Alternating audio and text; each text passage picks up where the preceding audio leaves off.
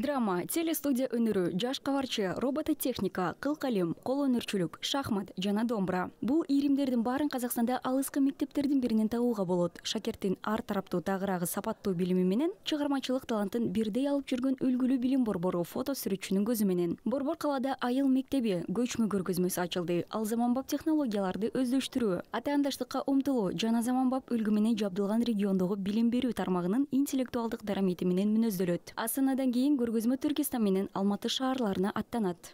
Биздин мектептин таңдалган негизги себеби Менин оюмча, биздин мектептин тандалышынын негизги себеби өткөн жылы мектеп лицейде ар кандай иримдерди ачканбыз. Бул иримдерге катышкан окуучуларыбыз робототехника жана илимий долбоорлор сынактарында облустук жана республикалык деңгээлдеги байгелүү орундарга ээ болуп келе жатышат.